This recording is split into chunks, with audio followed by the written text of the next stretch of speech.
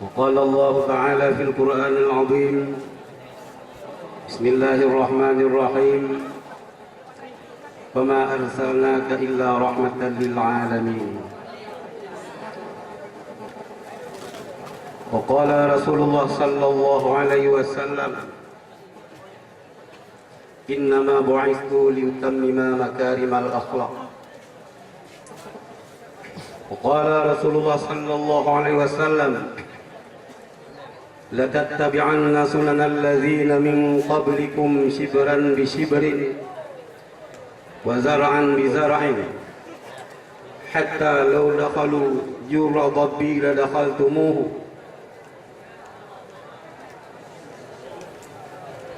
قلنا يا رسول الله اليهود والنصارى قال فمن؟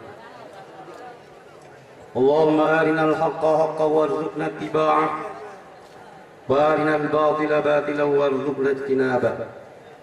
اللهم يا ميسر يسير، اللهم يا مدبر دبر، اللهم يا مسهل سهل علينا يا الله بكل عسير بجاه بشير نذير.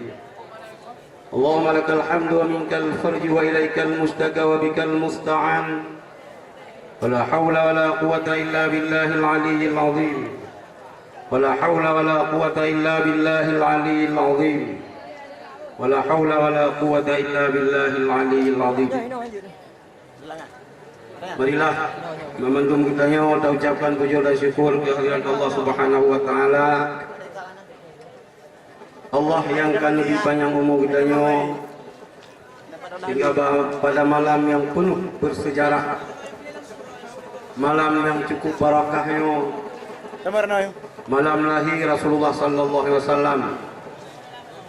Kita berada di dalam mahat yang mulianya guna untuk sama-sama bunuh kali kita yang berzikir berselawat kepada Rasulullah sallallahu alaihi wasallam.